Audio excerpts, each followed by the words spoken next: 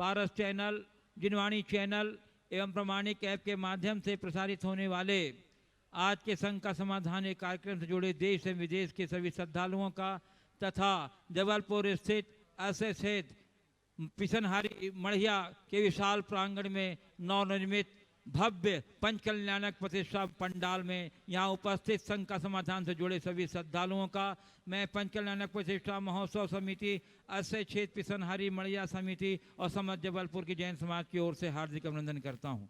बंधुओं, आज पंचकल्याणक प्रतिष्ठा महोत्सव का चतुर्थ दिवस और तप कल्याण का प्रसंग है और इस तप कल्याण का प्रसंग का प्रारंभ पूज्य गुरुदेव ने प्रातः काल की वेला में ही जीवंत तप के द्वारा प्रारंभ किया अपने केश लोच की प्रक्रिया से। बंधुओं, एक बार जो कार जयकारा लगा दिए, बोले मुनिवर्षि प्रमाण सागर जी महाराज की। बंधुओं, आज तप कल्याण के प्रसंग में भगवान ऋषभदेव के कुमार काल से लेकर के वैराग्य तक का दृश्य बहुत ही भावपूर्ण तरीके से यहाँ प्रदर्शित किया गया। इसके लिए प्रतिष्ठाचार्य बाल ब्रह्मचारी अभय भैया जी का संयोजन बहुत ही प्रशंसनीय है। इसी क्रम में बंधुओं, आज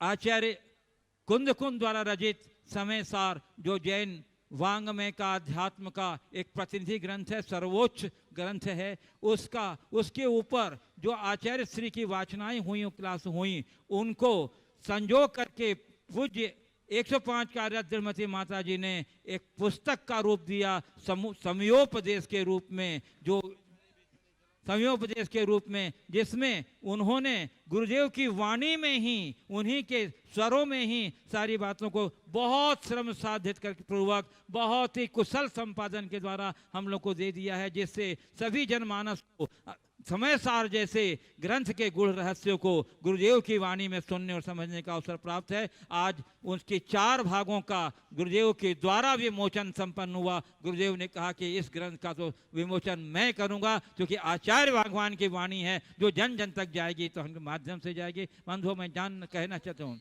समयोपदेश, हाँ, समयोपदेश ग्रंथ है। मैं आपसे कहना चाहूँगा कि यह समयोपदेश जो 4 भाग में आज यहाँ विमोचित हुआ, इसके न्यौछावर लागत राशि 600 रुपया है, परंतु किसी सौजन्य दान की अपेक्षा से यह मात्र 400 रुपये में उपलब्ध है। और आप से अनुरोध है कि आप इस ग्रंथ को अवश्य अधिक से अधिक संख्या में नहीं, प्रत्येक घर में, जितने जैन घर में यह ग्रंथ होना चाहिए, ताकि आप अध्यात्म के ग्रंथों को, अध्यात्म के सूत्रों को रहस्य को समाप्त कर सकें। समयोपदेश ये दृढ़मती माता जी के कुशल संपादन का, उनके श्रम साध्य का प्रति, और यह ग्रंथ यहाँ वर्णी दिगंबर जैन गुरुकुल में तो उपलब्ध है ही, साथ ही मैंने बताया था कि यह रेवाड़ी, इंदौर और जबलपुर में भी उपलब्ध है, जिसका नंबर भी मैंने आपको बताया था। बंधुओं, आप कर सकते हैं संपर्क श्री जैन अजीत प्रसाद जैन, रेवाड़ी हरियाणा, और जिनका नंबर है 9896437271 9896437271। हिंदी में जानकारी के लिए 9894473271। और आप संपर्क कर सकते हैं अमर ग्रंथालय दिगंबर जिमरासीन आश्रम इंदौर, जिनका संपर्क नंबर है 94-254-78-846 94-254-78-846। अंग्रेजी में जानने के लिए 94-254-78846। और दूसरा जैन साहित्य केंद्र श्री दिगंबर जैन वर्णी गुरुकुल मढ़िया जी में से आप लोग प्रसाद सकते हैं, और इनका संपर्क सूत्र है 9424690607 9424690607। हिंदी में जानकारी के लिए 94-246-90607। और इसके साथ गुरुदेव, पूज्य गुरुदेव के साहित्य, प्रवचन संग्रह आदि भी यहाँ स्टॉल पर उपलब्ध हैं, जो हमारे जीवन को सम्यक दिशा और दशा प्रदान करने में बहुत ही उपयोगी है। मेरी भावना है कि इस पंचकल्याण प्रतिष्ठा महोत्सव के माध्यम से आप अवश्य ही स्टॉल से पूज्य गुरुदेव के मंगल में साहित्य, उनके प्रवचन व संग्रह अपने साथ लेकर जाएं, स्वयं उपयोग करें, अपने इष्ट मित्रों के बीच में आप उनका वितरण करें। इसी के साथ अब मैं आपको ले चलता हूँ संघ का समाधान की ओर। इस पर सबसे पहले मैं आमंत्रित कर रहा हूं श्री अमित जी पड़रिया को, जो संचालन तो कर ही रहे हैं, लेकिन आज अपनी जिज्ञासा भी प्रस्तुत करेंगे। उसके बाद तैयार रहेंगी नायब तहसीलदार सुश्री नेहा जैन। मुनिद्वय के चरणों में नमोस्तु। पूज्य मुनिश्री, मेरी एक जिज्ञासा है कि इस पूरे शंका समाधान के कार्यक्रम को पूरा विश्व देखता है और एक समय में 15 लाख लोग इसको टीवी चैनलों के सामने बैठ करके देखा करते हैं, लेकिन पर्दे के पीछे के लोगों की चर्चा कभी हुई ही नहीं। ये चर्चा कभी आई ही नहीं कि ये शंका समाधान का कार्यक्रम लोगों के सामने तक कैसे पहुंचता है।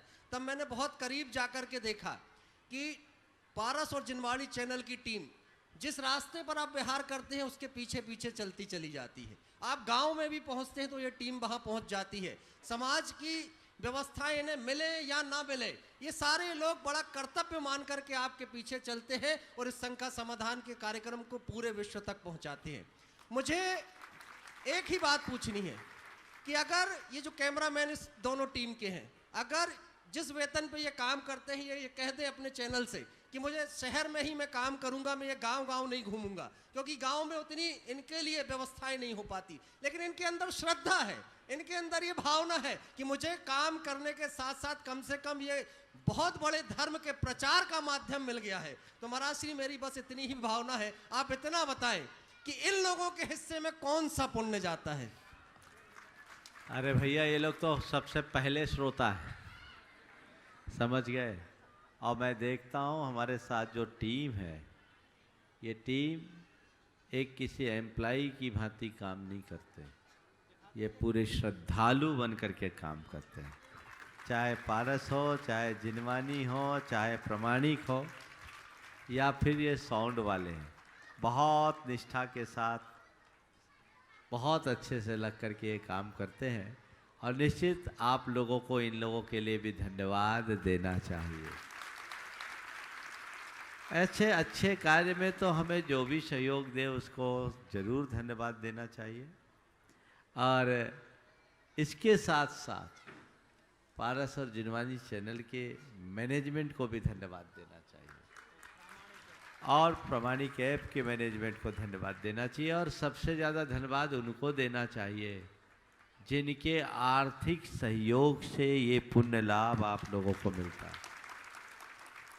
आप सब वर्षों से घर बैठे लाभ ले रहे हैं, पर जन जन तक इस बात को पहुंचाने में कितने लोगों का कितना बड़ा योगदान है आपको पता नहीं। कई लोग हैं जो पिछले लगभग 7-6 सालों से प्रति वर्ष इसमें सहयोग देते हैं। पूरे साल में 12 परिवार आगे आते हैं और इस कार्य को आगे बढ़ाते हैं। आप लोग सुनते तो हो, कम से कम हर महीने एक फ़ोन तो कर दो कि आपके सौजन्य से हमें ये पुण्य लाभ मिला, आपको बहुत बहुत धन्यवाद। प्राय लोग बड़े कृपण होते हैं, लाभ लेते हैं, लेकिन लाभदाताओं के प्रति कृतज्ञता का भाव नहीं रखते। वो रखना चाहिए, इससे लोगों को अच्छी प्रेरणा मिलती है, अच्छे कार्यों में उत्साह बढ़ता है। रांझी की नायब तहसीलदार नेहा जैन, और उसके बाद तैयार रहेंगी श्रीमती अंकिता, डिप्टी कमिश्नर नगर निगम जबलपुर। सकल बुढ़ार समाज की ओर से मुनिद्वय के चरणों में सादर नमोस्तु, माता जी के चरणों में सादर वंदनामि। महाराज जी, मेरी शंका ये है, अभी 1-2 दिन पहले मैंने समाचार पत्र में पढ़ा था कि एक बच्ची की मृत्यु होने पर उसके पिताजी ने उसके अंगों का दान देकर 5 लोगों को जीवन दान दिया। तो क्या महाराज जी ऐसे मन में विचार कभी कभी ऐसे समाचार पढ़ के उठता है कि अंग दान करना उचित है या अनुचित है, करना चाहिए कि नहीं करना चाहिए? तो समस्या देखिए, हम तो जिंदे की बात करते हैं, मुर्दे की बात करते हैं। जब तक हमारा जीवन है तब तक शरीर हमारा है, मरणोपरांत हमारा नहीं। तो उसके बाद क्या है वो धर्म सभा का विषय नहीं। तो वह अपने उपयोग से उसका उपयोग करो। मैं न उसे विधान करूँगा और न ही मैं निषेध करूँगा, लेकिन एक वाक्य जरूर कहूँगा, मानवीय हित में यदि कोई कार्य होता है तो उसका निषेध करना कतई उचित नहीं। जिसमें मानवता की रक्षा होती हो उस दिशा में हमें आगे बढ़ना चाहिए। मरणोपरांत शरीर का क्या करना है इसका धर्म शास्त्रों में कोई विधान नहीं, खासकर जैन शास्त्रों में। ये तो सामाजिक प्रक्रिया है। आपको धर्मशास्त्र की बात करूं तो लिखा है भगवती आराधना में कि मुनि महाराज की समाधि हो जाए जंगल में तो मुनि महाराज क्या करें, उनका अंतिम संस्कार मुनि महाराज तो कर नहीं सकते। तो उन्होंने कहा ऐसे जंगल में छोड़ दो। फिर बाद में देखो कौन से पशु ने उनको किस तरफ प्रहार किया है और किधर घसीट कर ले गया है। उस दिशा से उनके भावी जीवन का निर्णय होता है। समझ गए? तो मरणोपरांत शरीर तो अब नष्ट हो गया। यदि वर्तमान टेक्नोलॉजी का प्रयोग करके शरीर के अंगों का प्रयोग किसी के जीवन रक्षा में निमित्त बनता है तो धर्म के नाम पर उसका निषेध करना मुझे समझ में नहीं आता। महाराज करे या ना करे ये तुम जानो। मैं ये नहीं कहूंगा कि करो, पर ये कहूंगा कि निषेध करना समयोचित नहीं है। हमें मानवीय भावना के अनुरूप कार्य करना चाहिए। श्रीमती अंकिता जैन, डिप्टी कमिश्नर नगर निगम जबलपुर, बात तैयार रहेंगे। संजय चौधरी, पत्रकार।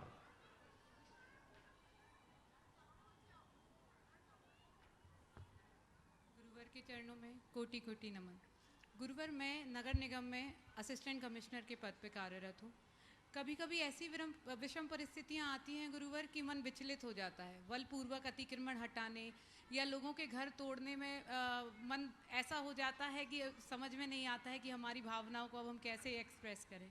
आप ऐसा मार्गदर्शन दें गुरुदेव कि मेरा कर्म भी पालन हो पाए और धर्म भी पालन हो पाए। देखिए, आप एक प्रशासनिक अधिकारी हो तो प्रशासनिक कर्तव्यों को पालन करना आपका धर्म होना चाहिए और उस प्रशासनिक कर्तव्य को आप धर्म मान करके करें।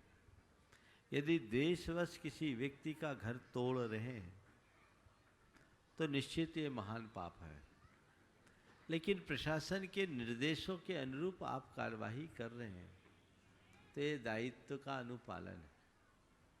किसी भी प्रशासनिक अधिकारी को अपने दायित्व से विमुख नहीं होना चाहिए, लेकिन हाँ, एक सुहृदय प्रशासनिक अधिकारी क्या कर सकता है? अपने दायरे में रहते हुए दायित्व का निर्वाह करते हुए लोगों को जितना सुविधा दे सके ये प्रयास करे। कोशिश करे कम से कम टूट जाए तो उनको वांछित मुआवजा भी अच्छा मिले। घर टूटने के बाद उन्हें उनके घर को बसाने के लिए हम अपने दायरे में रहकर क्या कर सकते हैं? यदि ये सब कार्य आप कर ले तो ये आपके जीवन के लिए लाभकारी तो होगा ही, लोगों के लिए भी एक अच्छी प्रेरणा बने। संजय चौधरी, पत्रकार, उसके बाद तैयार रहेंगे कुमार शाश्वत, अक्षय जैन, कटनी। गुरुवर के चरणों में बारंबार नमन। महाराज जी, एक छोटी सी शंका मन में आ गई है। मैं अभी आहार देने के कार्य में प्रयुक्त हुआ अपने परिवार के साथ। महाराज जी, मैं ये पूछना चाहता हूँ कि क्या जो वस्त्र हम पहने हैं वो वस्त्र अगर किसी से छिप जाएं तो हम अशुद्ध कैसे हो जाते हैं? किसी से मतलब दूसरे से किसी से छिप जाए तो हम अशुद्ध कैसे हो जाते हैं? और यही क्रिया जब हम अभिषेक करने जाते हैं, जब हम बच के चलते हैं कि हम छिप ना जाएं, हमारा पैर ना, तो उसमें अशुद्धता कहाँ आ जाती है, जबकि उसमें गलती हमारी नहीं है। नमस्ते। देखिए, सबसे पहले तो आपके सवाल को मैं एक थोड़ा दूसरे तरफ ले जाता हूँ और फिर आपके प्रश्न का उत्तर दूँगा। आपके सवाल से मिलता जुलता सवाल एक बार मुझसे किसी ने किया कि महाराज जी, एक गैर सोले वाले व्यक्ति के छूने से 100 सोला वाला असोला में हो जाता है। शुद्ध वस्त्र पहने, एक ने छुआ, 100 के 100 अशुद्ध हो गए। पर 100 एक सोला वाला मिल करके एक असोला वाला 100 सोले वाले को असोला में कर सकता है, तो 100 सोले वाला एक असोले वाले को सोले में क्यों नहीं कर सकता? प्रश्न किया। अब प्रश्न तो प्रश्न है, तो मैंने उसका उत्तर दिया और फिर आज आपका उत्तर दूंगा। उस उत्तर को दोहरा रहा हूं, ये लगभग 7-8 साल पुराना सवाल है। मैंने उनसे कहा, देखो भाई, एक सड़ा आम पूरी टोकनी के आम को सड़ा देता है, एक सड़ा आम पूरी टोकनी की आम को सड़ा देता है, लेकिन पूरे टोकनी के अच्छे आम सड़े आम को ठीक नहीं कर पाते। इसलिए सड़े आम से बच के रहना चाहिए। समझ गए ना? सड़े आम से बचो और सरे आम बचो। अब बताता हूं इसके पीछे का वैज्ञानिक कारण। जब हम कोई शुद्ध वस्त्र पहनते हैं, डॉक्टर लोग ऑपरेशन करते हैं, तो क्या करते हैं? स्टेरिलाइज्ड कपड़े को पहनते हैं। हमारे शरीर आदि का स्पर्श होने से उसमें जर्म्स जा सकते हैं। जर्म्स जाने से जीव हिंसा की संभावना है।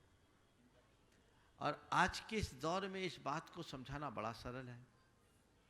अब ये कोरोना काल में 2 गज की दूरी क्यों रखते हो? बोलो बोलो, तो माइक पे बोलो। वायरस ना आ जाए। हाँ, वायरस ना आ जाए, हमें वायरस इसका को attack मतलब ना एक दूसरे के स्पर्श से वायरस और बैक्टीरिया आ सकते हैं ना। जी जी महाराज। तो वायरस और बैक्टीरिया एक दूसरे के स्पर्श से आएंगे तो उनकी हिंसा होगी कि नहीं? बोलो। होगी महाराज। तो हिंसा होगी तो तुम शुद्ध रहोगे कि अशुद्ध? अशुद्ध हो जाएंगे। तो अब क्या करोगे? बच के रहोगे। जी। सड़े आम से बच के रहो। नमोस्तु महाराज। शाश्वत अक्षय जैन कटनी से तैयार रहेंगे, अनिमेश धीरांशी और संजीव रचना जैन कटनी। गुरुदेव के चरणों में नमोस्तु नमोस्तु नमोस्तु। गुरुदेव, हम कोई भी कार्य करते हैं वो सही है गलत है वो हमको पहले से तो पता नहीं रहता है। सही कार्य करे तो ठीक है, यदि कोई गलत कार्य होता है पर परिणाम हमको बाद में पता चलता है। कार्य करते समय हम क्या सावधानी रखें कि हम कोई भी कार्य करें तो सही ही हो? देखिए, जिन लोगों में औचित्य गुण होता है वो कार्य करने से पूर्व ही उसके अंजाम का आकलन कर लेते हैं और प्रायः सही गलत का सही निर्णय लेकर के ही कार्य करते हैं। लेकिन कई बार अच्छे लोगों के द्वारा भी गलतियां हो जाती हैं। कोशिश करो कि अपने स्तर पर जितना बन सके सही निर्णय लो, और यदि कदाचित कोई गलत निर्णय हो भी जाए तो घबराओ नहीं, अपनी कुशलता से उसे सही साबित करने में शक्ति लगा दो। समझ गए? एक घटना सुनाता हूं। मैंने सुना, ये मुझे किसी ने सुनाया था। सर हरि सिंह गौर का नाम सुना? सागर विश्वविद्यालय की स्थापना की, वो बैरिस्टर थे। उन्होंने अपने जीवन में कोई केस नहीं हारा। एक बार क्या हुआ, वो कोर्ट में गए और फाइल देखे बिना चले गए। अपने क्लाइंट की फाइल देखे बिना चले गए और कोर्ट में जब आर्गुमेंट हुआ तो अपने ही क्लाइंट के अगेंस्ट आर्गुमेंट करने लगे। प्रतिपक्षी वकील का चेहरा खिल गया और उनका जो क्लाइंट था वो तो सदमे में आ गया, अब क्या होगा। मुंशी घबराया, धीरे से उनका कोट खींचा और कहा, सर अपन अपने अगेंस्ट जा रहे हैं, सर अपन अपने अगेंस्ट जा रहे हैं। पर वो बेधड़क अपनी बात बोलते गए, एकदम अपने क्लाइंट की बखिया उधेड़ दी। उसके बाद एक गिलास पानी पिया और कहा, योर ऑनर, अभी तक मैंने जितनी बातें कही ये सब मेरा प्रतिपक्षी वकील कहेगा। अभी तक मैंने जितनी बातें कही ये सब मेरा प्रतिपक्षी वकील कहेगा। अब मैं एक एक करके इनका खंडन करता हूं और उन्होंने सबको क्रॉस किया और केस जीत गए।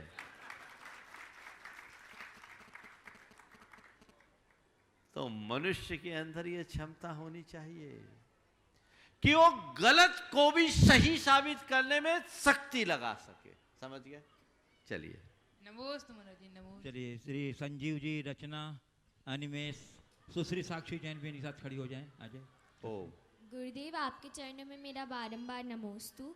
गुरुदेव, चौके जब लगते हैं तब आजकल ये होता है कि प्लास्टिक के बर्तनों में भी सब मसाले या पानी भी आजकल रखने लगे हैं। तो गुरुदेव, मैं ये जानना चाहती हूँ कि ये प्लास्टिक के बर्तन में जो सामान रखा होता है वो मुनिराजों और आरिकाओं को देने योग्य होता है या नहीं? देखो, प्लास्टिक तो पेट्रोलियम बेस्ड है, तो शुद्धि अशुद्धि की बात तो जुदी। लेकिन प्लास्टिक में कोई भी पक्की सामग्री का प्रयोग नहीं करना चाहिए, वो हमारे सेहत के लिए बहुत हानिकारक है। न केवल साधुओं के लिए, आप लोगों को भी इसी तरह एल्यूमिनियम का भी प्रयोग नहीं करना चाहिए। इस पर काफ़ी चर्चाएं हुई है, काफ़ी रिसर्च है, इनका प्रयोग बिल्कुल नहीं करना चाहिए। सूखा कैंसर का कारण है और भी बहुत घातक बीमारियों का कारण है, इसलिए प्लास्टिक के प्रयोग से बचना चाहिए। और कदाचित सूखी चीज़ें प्लास्टिक के डब्बों में रखें, सूखा अनाज, सूखा मसाला, तो बात अलग।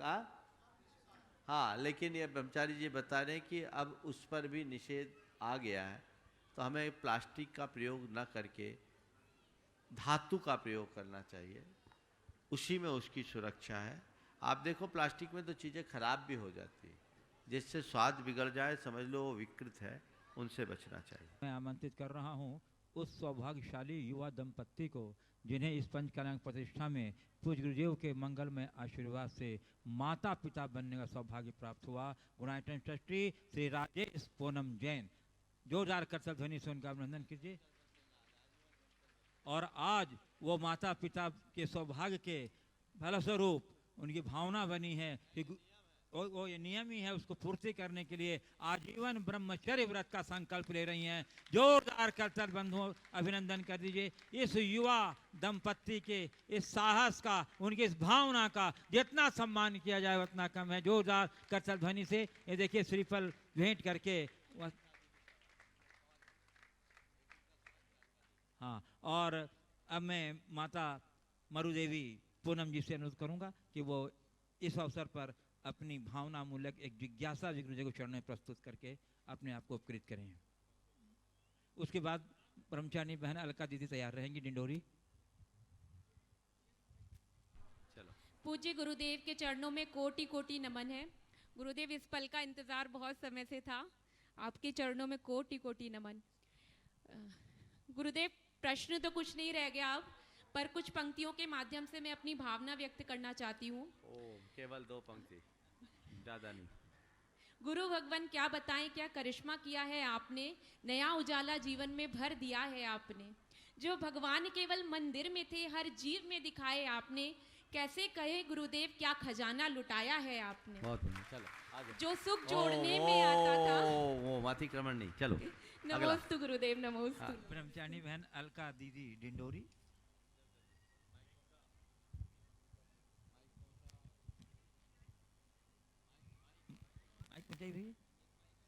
उसके बाद तैयार रहेंगे ब्रह्मचारिणी बहन सरिता दीदी, ब्राह्मी आश्रम।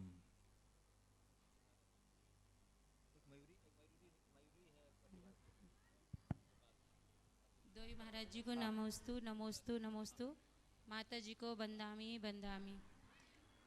महाराज जी, कल आपने सभी बच्चों को संस्कार दिए तो बच्चे तो बहुत प्रसन्न थे, उनको देखने वाले भी बहुत प्रसन्न थे सभी।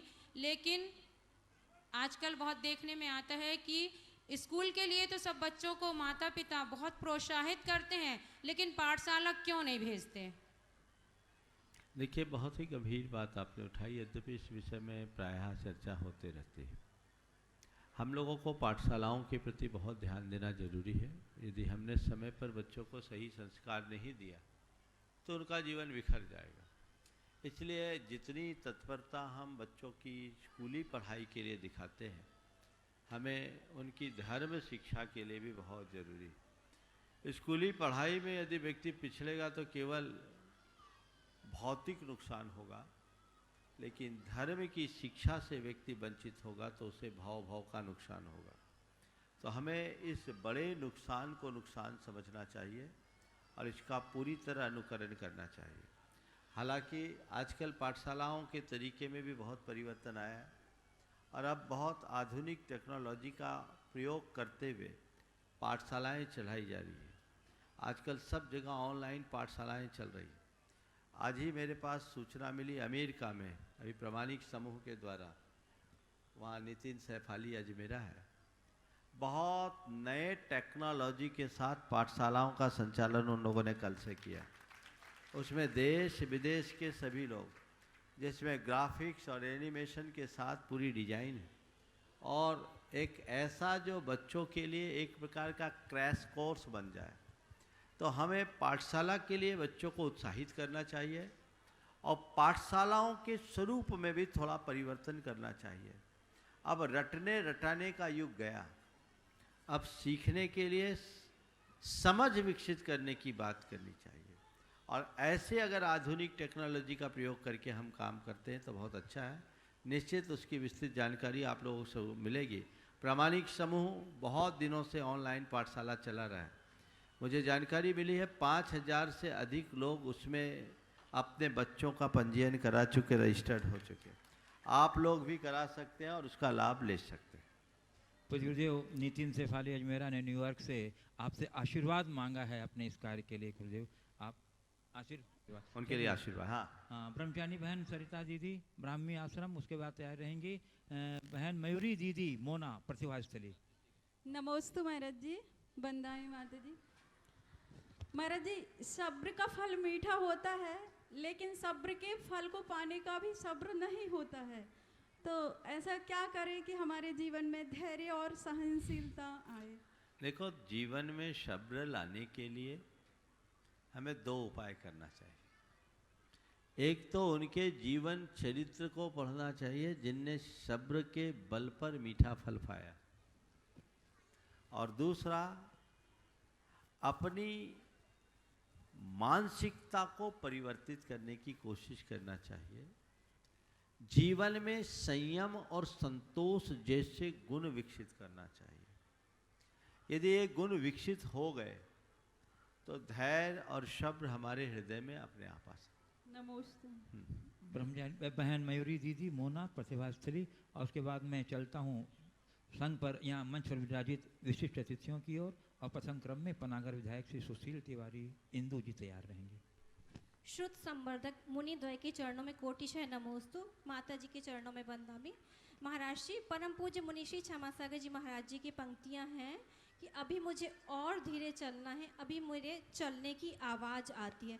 तो महाराज जी, आप हमें बताएं कि इन पंक्तियों को हम अपने जीवन में कैसे चरितार्थ करें? हर साधक को ये भाव रखना चाहिए, अभी मुझे और धीरे चलना है, अभी मुझे चलने की आवाज़ आती है। इसमें बड़ी गहराई है। मतलब मैं साधक तो बन गया, पर फिर भी मेरी प्रवृत्ति में मेरा कुछ कर्तृत्व दिखता है। मुझे कर्तृत्व शून्य होना है, प्रवृत्ति से निर्वृत्ति की ओर जीना है। अगर ये भूमिका हमारे अंदर आएगी, जो पूर्ण निर्वृत्ति की भूमिका है, ध्यानात्मक परिणति है, सच्चे अर्थों में हमारी साधना की सार्थकता तभी होती है। हम हर पल यही भाव है कि प्रवृत्ति से निर्वृत्ति की ओर कैसे बढ़े। नमोस्तु महर्षि। मैं सर सम्मान आमंत्रित कर रहा हूँ पनागर विधायक श्री सुशील तिवारी इंदू जी को। और उसके बाद तैयार रहेंगे पूर्व जेडीए अध्यक्ष राशिद सोहेल सिद्दीकी।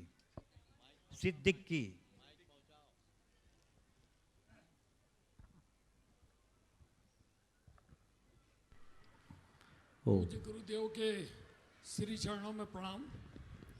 आज एक जिज्ञासा पूर्ण करने के लिए आपके श्री चरणों को प्रणाम करते हुए बात कर रहा हूँ। मेरे को एक कार्य माता जी ने दिया था और पनागर में एक जैन मंदिर है, शांतिनाथ मंदिर, उसका एक कार्य हमें 5 साल पूर्व दिया गया था, जो आज दिनांक तक मैं नहीं कर पा रहा हूँ, ये परीक्षा हमारी 5 साल से चल रही है।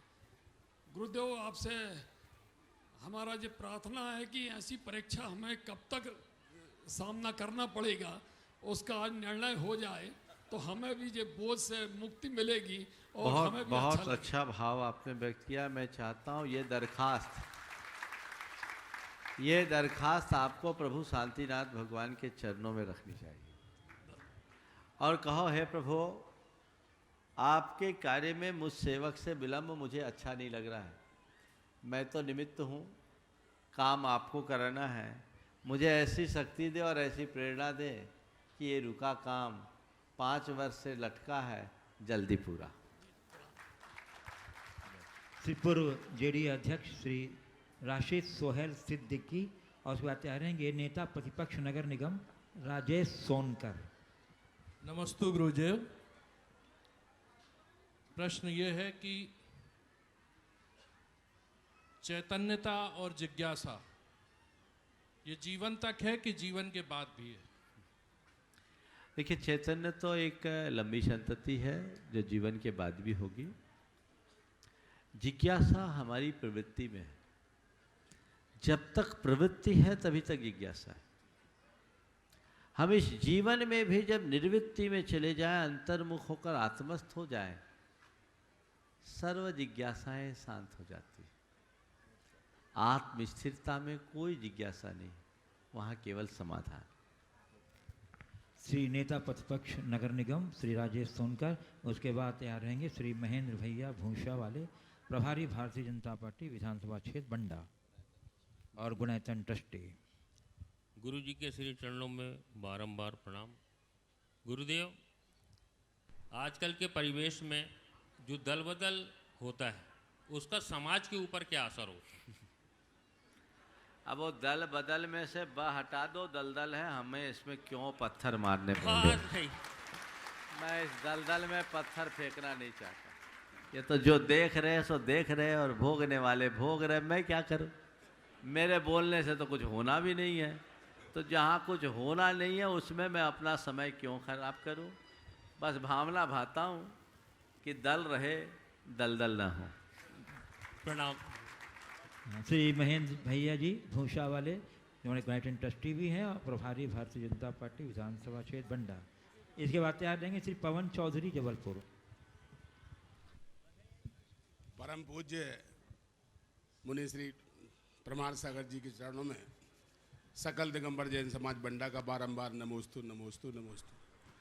हे महाराज श्री, मैं चूंकि सार्वजनिक जीवन से भी जुड़ा हूँ और धार्मिक सामाजिक जिम्मेवारियों से भी जुड़ा हूँ, और इस नाते मैं एक शंका का समाधान आपसे चाहता हूँ कि हम जैसे लोगों को धार्मिक क्षेत्र के साथ साथ सार्वजनिक जीवन जो हमारा है उसमें अपना स्थान बनाए रखना चाहिए या केवल धर्म की मार्ग की तरफ ही मुड़ना चाहिए? मिश्री लाल जी गंगवाल का नाम सुना आपने? जी। मध्य भारत के मुख्यमंत्री रहे जी। पर पता है वो व्रती थे, सात्विकता के प्रतिमूर्ति थे। ऐसा नहीं है कि धार्मिक जीवन जीने वाले लोग सार्वजनिक क्षेत्र में अपना काम नहीं कर सकते, काम कर सकते हैं। हम अपना धर्म ध्यान करते हुए भी बहुत कुछ काम कर सकते हैं, थोड़ा बहुत तरीके में परिवर्तन हो सकता है। हम अपनी प्राथमिकताएं बदलें, जीवन में संयम रखें और पूर्ण ईमानदारी के साथ रखें, उसमें कोई दोहरापन ना हो। हम हर कार्य का निर्वाह कर सकते हैं। इसलिए मैं आपसे ये नहीं कहूँगा कि आप विमुख हो जाओ। मैं तो भावना भाता हूँ कि राजनीतिक और सामाजिक क्षेत्र में धर्मात्मा लोग आगे आए ताकि दोनों जगह शुद्धिकरण बना रहे। धर्मात्मा लोग अगर दूर भागेंगे तो ये क्षेत्र पिछड़ता जाए। गुणायतन ट्रस्टी श्री पवन जी चौधरी जबलपुर, उसके बाद तैयार रहेंगे गौरव जैन कुंडलपुर। पूज्य महाराज जी के चरणों में अनंत बार कोटि कोटि नमोस्तु। माता जी के चरणों में बारंबार वंदामी। महाराज जी, आजकल एक समस्या ये हो गई है कि मंदिर में भी लोग बिग लगा के जाते हैं। इस समस्या से कैसे छुटकारा पाया जाए और उसमें कितना दोष लगता है व्यक्ति को? देखिए, विग लगाना आज एक फैशन है, लेकिन मेरी राय में कतई उचित नहीं है। विग बालों से बनता है और बाल को एक प्रकार का मल माना जाता है। हम मुनि लोग उसमें अंतराय करते हैं, आप सबको पता है ही। वास्तु के ग्रंथों में आप पढ़ो तो किसी भूखंड में 10 हाथ नीचे तक बाल हड्डी जैसे कोई अवयव हो तो उस घर में घोर अनिष्ट होता है, उनकी प्रगति रुकती है, उसे शल्य माना जाता है। तो उस मल को अपने सिर पे लगाओगे तो असर क्या होगा? खुद का बाल जब तक जड़ से जुड़ा है बात अलग है, उखड़ते ही वो मल हो गया। इसलिए इसे कभी अपने सिर पर लगाने का काम ही नहीं करना चाहिए, इससे नेगेटिव एनर्जी आती। एक युवक भगवान का अभिषेक कर रहा था और विग लगाए था, मेरी नज़र पड़ गई। मैंने कहा भैया ये तो अभिषेक करने की योग्यता से बाहर है, तुम वस्त्र तो सोले के पहन लिए, मल सिर पे लगाए, उसको उतारो। मैं तो नहीं चाहूँगा कि तुम अभिषेक करो। सकुचाने लगा। बोले क्या फर्क पड़ता है, अनुपम खेर को देखो कितना सुंदर लगता है ना। अब प्रकृति ने तुम्हें जो व्यवस्था दी उसे क्यों छेड़ो? देखो छोटे लाल अलग चमकते, खड़े हो जाओ, थोड़ा खड़े हो जाओ। हाँ बढ़िया, एकदम सफाचट। हाँ, कईयों के केवल कनात बसते टेंट गोल हो जाता। मैंने उससे कहा, और फिर मैंने उससे कहा देखो इससे नेगेटिविटी बढ़ती है, तुम इसे हटाओ। उसकी धर्मपत्नी ने कहा महाराज इनका स्वभाव बहुत चिड़चिड़ा है। हमने कहा जब तक ये लगाएंगे चिड़चिड़ापन बना रहेगा। उस व्यक्ति ने मेरी प्रेरणा से विग हटाया। हम बोले क्या है, अब तो तुम्हारी शादी भी हो गई, फिक्र क्या करना है? नहीं होती तो फिर भी सोचते। अभी हटा। और उनकी सबसे बड़ी बात, उसकी घरवाली कह रही थी महाराज हटवा। हम बोले अब और किसके लिए लगा रहा है? और क्या, हटा। तो उसने हटाया। आप सुनकर के आश्चर्य करेंगे, उसने खुद ने आके बोला महाराज जब से हमने विग हटाया है हमारा चिड़चिड़ापन कम हो गया। आप लोग भी प्रयोग करो। प्रकृति के विरुद्ध काम करने वाला मनुष्य कभी सुखी नहीं हो सकता। प्रकृति के साथ सामंजस्य बना करके जिए। मैं आपके किसी भी शौक में बाधा नहीं डालता, पर नैसर्गिक शौक को अपनाओ। प्रकृति हर मनुष्य के साथ उसका सौंदर्य उसके उम्र के अनुरूप बना देती है। जो सुंदर है वो बुढ़ापे में भी सुंदर दिखता है, और जो असुंदर है उसकी जवानी भी असुंदर दिखती है। नैसर्गिक है सौंदर्य है। तो ये जो आज के युग में लोगों का रुझान होने लगा है, इनसे हमें बचना चाहिए, सहज जीवन जीना चाहिए। फिर भी आपको लगाने की ही मनसा है, आप स्वतंत्र हैं, पर कम से कम जिनेंद्र भगवान का अभिषेक करते समय और गुरुओं को आहार दान देते समय तो इसका प्रयोग करना कभी नहीं करना चाहिए। ये अशुद्धि है, इसमें आप शुद्धि बोलते हो तो शुद्धि नहीं है, ये तुम्हारे सारे पुण्य को झूठा बना देगा, इसलिए ऐसा कृत्य कभी नहीं करना। गौरव जैन कुंडलपुर, उसके बाद तैयार रहेंगे यूनाइटेड ट्रस्टी अखिलेश दत्त भैया श्री 108 प्रमाण सागर जी महाराज की जय। कुंडलपुर के बड़े बाबा की जय। महाराज श्री आज का दिन बहुत खास दिन है। 17 जनवरी 2006 को बड़े बाबा जी को उच्च स्थान प्राप्त हुआ था, और सन 2000 में आपके सानिध्य में एक बहुत बड़ा पंच कल्याण कुंडलपुर में हुआ था, जिसका पूरा नेतृत्व आपने किया था। अभी परम पूज्य आचार्य श्री के समक्ष कमेटी ने भावना रखी 21 नवंबर में बड़े बाबा मंदिर पूर्ण होके उसका कलशारोहण और भव्य महायज्ञ पंच कल्याणक आचार्य श्री के सत्संग सानिध्य में संपन्न हो, ऐसी भावना भाई है तो गुरु जी ने आशीर्वाद दिया है। महाराज जी मेरी जिज्ञासा ये है कि इतना बड़ा महायज्ञ जो गुरु जी ने कहा है ये कैसे होगा, इसकी व्यवस्थाएं कैसे होंगी, और इतनी सारी जैनेश्वरी दीक्षाएं वहाँ पर होनी है, उस महायज्ञ के बारे में महाराज श्री आप सभी को बताएं। निश्चित आज का दिन बहुत महत्वपूर्ण दिन है और आज की तिथि में बड़े बाबा नए मंदिर में विराजे, केवल इतनी घटना नहीं हुई, आज के दिन गुरुदेव का एक बड़ा सपना साकार हुआ और ऐसा करके गुरुदेव ने हमारी समाज के ऊपर बहुत बड़ा उपकार किया है।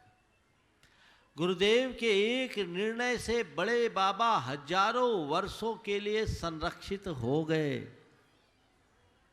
सबको इससे पहले की पृष्ठभूमि का पूर्ण पता है। कुछ लोगों को बड़ी तकलीफ थी, लोग कुछ भी कह रहे थे, लेकिन गुरुदेव एकदम निश्चिंत थे, क्योंकि उनकी दृष्टि सामान्य दृष्टि नहीं, वो दिव्य दृष्टि है। उन्हें लगता था कि बड़े बाबा यहाँ रहेंगे तो संरक्षित होंगे नहीं, मुझे लोगों की नहीं सुनना, मुझे तो बड़े बाबा की सुनकर उन्हें सुरक्षित स्थान पर पहुँचाना है। और अपनी दृढ़ता और अडिगता के बल पर उन्होंने वो कर दिखाया। बड़े बाबा अब बड़े मंदिर में आ गए, 2006 से अब 2021 में आ गए, 15 वर्ष हो गए। अभी तो मैं कुंडलपुर गया, मंदिर के दर्शन करके, बड़े बाबा के दर्शन करके मन गदगद हो गया। विश्व की एक मिसाल बनने जा रही है, ऐसा विशाल भव्य मंदिर पूरे दुनिया में अभी तक कहीं नहीं बना। आप लोगों से तो मैं यही कहूँगा, तन मन धन से लग जाओ और उस बड़े बाबा के भव्य जिनालय को ऐसा स्वरूप प्रदान करो जिसे देखकर हर व्यक्ति की आंखें फटी रह जाए। एक अच्छा अवसर है, गुरुदेव का आशीर्वाद है, जी जान से लग जाओ और 2021 के नवंबर का जो लक्ष्य आपने साधा है, मैं भी भावना भाता हूँ वो लक्ष्य पूरा हो और शीघ्रातिशीघ्र पूरा हो। और इसके लिए देश भर के लोगों को तन मन धन से सहयोग देने के लिए तत्पर रहना चाहिए। यूनाइटेड ट्रस्टी श्री अखिलेश सद भैया टीकमगढ़, और उसके बाद तैयार रहेंगे ब्रह्मचारी दिनेश भैया जी, वर्णी दिगंबर जैन गुरुकुल। गुरुदेव के चरणों में तिरबार नमोस्तु नमोस्तु नमोस्तु। गुरुदेव आपके पास आने से शंका तो कोई रह नहीं जाती है, लेकिन एक जिज्ञासा है। कल जो प्रोग्राम हुआ जैन संस्कार दीक्षा समारोह है, मेरा कहना ये है कि कल छोटे छोटे ननिहालों ने जैन दीक्षा ली, लगभग 800, और आपको अपना गुरु बनाया। तो इसमें पेरेंट्स का, अभिभावक का क्या रोल होगा, क्या कर्तव्य होगा कि हर साल उन्हें इस बात की पुनरावृत्ति होती रहे कि उन्होंने आपसे जैन संस्कार लिए और आपके द्वारा दीक्षित हुए और आप उनके दीक्षा गुरु हुए। देखिए, मैं एक बात आप सबसे कहता हूँ, आज के इस युग में आप चाहते हैं आप और आपकी संतान का जीवन निर्मल बना रहे, तो जैसे तुम्हारा एक फैमिली डॉक्टर होता है, तुम्हारा एक लीगल एडवाइजर होता है, वैसे ही तुम्हारा एक पारिवारिक गुरु भी होना चाहिए। बिना गुरु के मार्गदर्शन के जीवन का उद्धार संभव नहीं, और गुरु से निरंतर जीवंत संपर्क होना चाहिए। कल कार्यक्रम हुआ, आप लोग ले आए और फिर भूल जाएंगे तो कल बच्चे भटक भी सकते हैं। कई बार लोग कहते हैं हमारे बच्चे हमारी नहीं सुनते। माँ बाप को चाहिए कि समय समय पर बच्चों को गुरुओं के निकट लाए। बच्चों के हृदय में यदि एक बार सच्ची श्रद्धा प्रकट हो जाए तो वो अपने जीवन में स्वाभाविक परिवर्तन लाने लगते हैं, फिर कभी भटकते नहीं। और गुरु से जुड़ा बच्चा हो सकता है बड़ा होकर कदाचित तुम्हारी न सुने, पर गुरु की बात को नहीं काटेगा। अभी कुछ दिन पहले की बात है, एक युवक था जो IITian था, इंजीनियरिंग किया हुआ था। उसका किसी लड़की से अफेयर था। घर भर के लोग मना कर कर के हार गए, चूँकि जुड़ा हुआ बच्चा था। उसने कहा ठीक है महाराज जी के पास ले चलिए, महाराज जी जो कहेंगे सो हम मानेंगे। उस लड़के को लेकर आए, मैंने उससे कुछ बातें की। उसने कहा महाराज जी आपकी बात हमें समझ में आ गई, हम ऐसा कोई कार्य नहीं करेंगे जो हमारे धर्म के विरुद्ध है। वो बच्चा जुड़ा हुआ था, इसलिए उसे समझाने में कठिनाई नहीं हुई। जुड़ा नहीं होता तो शायद दिक्कत भी हो सकती। इसी प्रकार माँ बाप खुद तो समाज में आगे आते, बच्चों को नहीं लाते, तो बच्चों को पता ही नहीं होता कि हमारे माँ बाप का हमारी समाज में स्थान क्या है। यदि आपके साथ धार्मिक सामाजिक कार्यक्रमों में आपके बच्चे आते रहेंगे तो उन्हें इस बात का गौरव बोध होगा और फिर कभी भटकाव नहीं होगा। इसलिए इस दिशा में बहुत प्रयास करना चाहिए और ये निरंतरता बनी रहनी चाहिए। मैं ये नहीं कहता कि हमारे पास आओ, गुरुजनों के संपर्क में जरूर, जिनसे तुम्हें अच्छी प्रेरणा मिल सके, जिनसे तुम अपने दिल की बात कह सको और जीवन की गुत्थियों को खोल सको, जरूर उनकी शरण स्वीकारना चाहिए। वर्णी दिगंबर जैन गुरुकुल जबलपुर के अधिष्ठाता बाल ब्रह्मचारी जिनेश भैया जी, और उसके बाद तैयार रहेंगे इस पंचानन प्रतिष्ठा महोत्सव के यज्ञ नायक का जिन्हें सौभाग्य प्राप्त किया है, श्रीमती समीक्षा आशीष जैन जबलपुर। नमोस्तु महाराज श्री।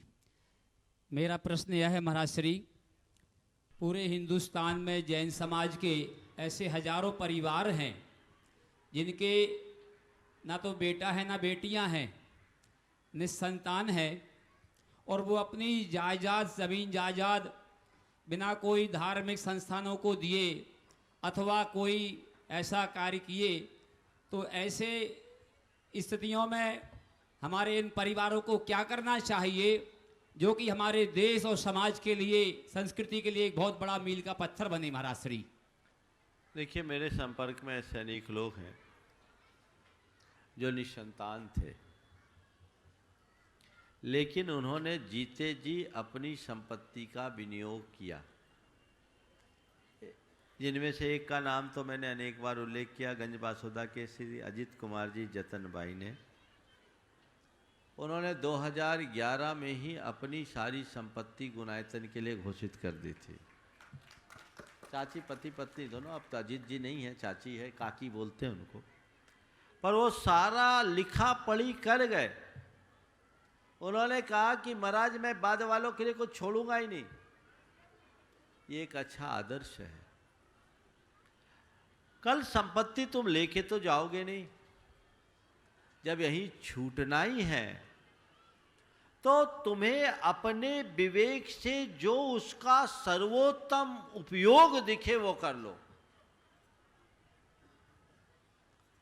और अपने हाथ से करके जाओ। अभी सहपुरा में भी एक सज्जन ने अपनी संपत्ति गुरुदेव के आशीर्वाद से हथकरघा के लिए अर्पित की थी। जबलपुर में अनेक माताओं ने किया है। ये एक अच्छी परंपरा है।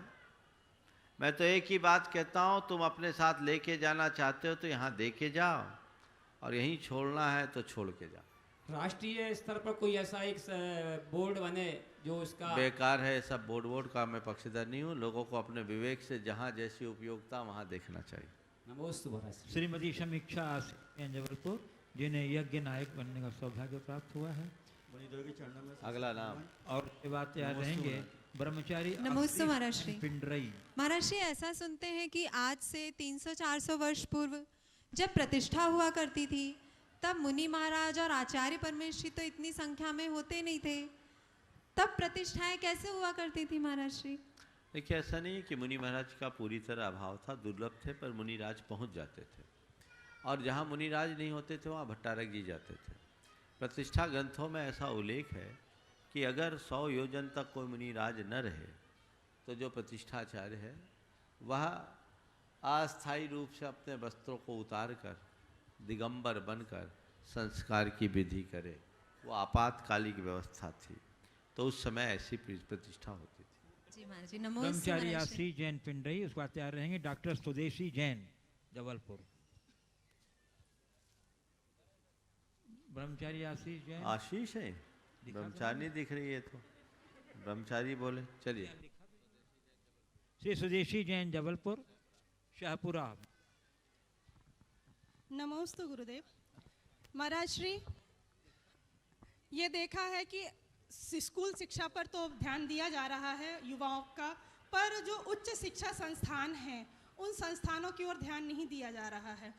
मेरा प्रश्न ये है महाराज श्री कि जैसे जामिया विश्वविद्यालय है या फिर हिंदू विश्वविद्यालय है, ये कहीं ना कहीं युवाओं की चेतना पर या उनकी बौद्धिक क्षमता पर असर डालते हैं। अभी तक जैन विश्वविद्यालय की कोई संकल्पना देखने में नहीं आई है। तो मेरा ये निवेदन था महाराज श्री, आपकी प्रशासनिक क्षमता को देखा है, क्या आपके माध्यम से कुछ ऐसा सूत्रपात हो सकता है? भावना भाव अगर होना होगा तो हो जाएगा। अभी से क्या कहें? ओम। चलिए। ब्रह्मचारी आशीष जैन नहीं है। चलिए अग्रपंक्ति में आमंत्रित कर रहा हूँ स्वधर्म हिंद परिवार से अंकित अनामिका जैन को, और उसके बाद तैयार रहेंगे परिणति जैन निवास। ओम। जल्दी आओ। गुरुवर के चरणों में त्रिबार नमोस्तु नमोस्तु नमोस्तु। गुरुवर, यथार्थ में सौधर्मेंद्र का पुत्र नहीं होता था, परंतु मुझे आज सौधर्मेंद्र की पुत्र वधू होने का सौभाग्य प्राप्त हुआ है। तो ये सौभाग्य किसका संकेत है और हम पुत्र और पुत्र वधू का क्या उत्तरदायित्व होना चाहिए? देखो, बात तो सही है, सौधर्मेंद्र की कोई संतान तो होती नहीं, लेकिन ये कलयुग है, कलयुग में सब हो जाता है। तो आपने भले यथार्थ में सौधर्मेंद्र का पुत्र नहीं होता, पर कलयुग के प्रभाव से और भक्ति के महात्म से अपने आप को सौधर्म इंद्र का पुत्र होने का गौरव महसूस करो कि मैं कम से कम ये सौभाग्य तो पाया। मैं ऐसे पिता की संतान हूँ जो आज भगवान की आराधना में अपना सर्वस्व लगाने के लिए तत्पर है। ये गौरव होना चाहिए, पहली बात। और दूसरी बात, इस गौरव के साथ भावना भाव, जैसे मेरे पिता धर्म क्षेत्र में बढ़ चढ़ करके हिस्सा लेते, आज वो सौधर्मिंद्र बने, कल मेरी सामर्थ्य ऐसी बने कि मौका आए तो मैं भी सबसे आगे बढ़ करके सौधर्मिंद्र बनने का सौभाग्य प्राप्त करूं। यही सच्ची विरासत होगी। परिणति जैन निवास। और उसके बाद मैं आमंत्रित करूंगा यहाँ उपस्थित अमित पड़रिया जी को, वो एक अपने तरफ से प्रश्न पूछेंगे। रोज तो संचालन करते ही हैं, लेकिन आज ये प्रश्न आज अपने रखेंगे रूप शब्द में। चलो। नमोस्तु महाराज जी, नमोस्तु महाराज जी। महाराज जी, मैं एक बार शिखर जी गई थी, वहाँ पर मैंने एक दीदी को धोखे से आंटी बोल दिया और वो नाराज़ हो गई और मुझे डांटने लगी कि कौन सी क्लास में पढ़ती हो, तुम्हारे टीचर्स यही सिखाते, पेरेंट्स यही सिखाते हैं कि दीदी को आंटी बोलना। तो महाराज जी, मेरा प्रश्न ये है कि जो पहले की महिलाएं रहती थी वो मांग भरती थी, बिंदी लगाती थी और मंगलसूत्र पहनती थी और साड़ी भी पहनती थी, तो हमें सब पता चल जाता था कि हाँ वो शादीशुदा है। और जो आजकल की शादीशुदा महिलाएं रहती, ना तो वो मांग भरती है ना बिंदी लगाती है। तो महाराज जी, हम कैसे पहचाने कि कौन शादीशुदा और कुमारी है? देखो, मुझे आज एक ही बात समझ में आती है, सुनो ध्यान से। बहुत ही ज्वलंत विषय उठाया इस बिटिया ने। मैं एक ही बात समझ रहा हूं कि पहले विवाहित स्त्री का अपने आप को विवाहित रूप में प्रकट करना, उसके लिए उसका गौरव होता था और वो उसका प्रतीक मांग में सिंदूर, मंगलसूत्र या पाँव में बिछिया रखती थी, वो गर्वान्वित होती थी। और आजकल ऐसा लगता है कि लोगों में मानसिकता में परिवर्तन हुआ है और विवाह उनको सिरदर्द दिखने लगा है। शायद ये प्रकट नहीं करना चाहते हैं, गौरव घटा है। हमें अपनी मूलभूत संस्कृति की ओर लौटना चाहिए। इसके कई वैज्ञानिक कारण भी। हालांकि स्त्री पुरुष के लिए ये सब चीज़ें लगाए तभी वह पतिव्रता होगी, मैं ऐसा नहीं कहता, लेकिन इसके प्रभाव है। मांग में सिंदूर भरने से नकारात्मकता समाप्त होती है। सिंदूर सकारात्मकता का द्योतक है। मंगल सूत्र हमारे जीवन के मंगल और समृद्धि का द्योतक है। पैरों में जो बिछिया पहनाई जाती थी वो दूसरी उंगली में, दूसरी में पहनते हैं ना, मेरे को अनुभव नहीं, अब मुझे अनुभव नहीं है इसलिए पूछ लिया कहीं गड़बड़ ना हो जाए। ओम सुनो तो बीच में नहीं बोलो। तो उसके बारे में मैंने एक जगह पढ़ा, वो उच्छृंखलता को नियंत्रित करता है। पहले अल्प उम्र में कन्याओं का विवाह हो जाता था, तो उसके सुहाग के प्रतीक स्वरूप उसके पांवों में बिछिया डाल दी। उस बिछिया के डालने से उनका पॉइंट दबा रहता, तो चंचलता और उच्छृंखलता समाप्त हो जाती, उसका द्योतक था। अब इतनी होशियार हो गई है कि कुछ कहने की जरूरत नहीं। तो ये विडंबना ही है। एक कवि ने कहा कि पहले स्त्री अपने पति को माथे पर रखती थी सिंदूर के रूप में, फिर तिलक के बिंदी के रूप में ललाट में लाई, फिर मंगलसूत्र में गले में लाई, फिर धीरे धीरे पिछिया में है, अब तो पाँवों के लायक भी नहीं बचे। चलिए, इस प्रकार आज के इस सत्र को परम पूज्य गुरुदेव के चरणों में नमन अर्पित करते हुए यहीं पर विराम। बोलिए परम पूज्य आचार्य गुरु श्री विद्यासागर जी महाराज की जय।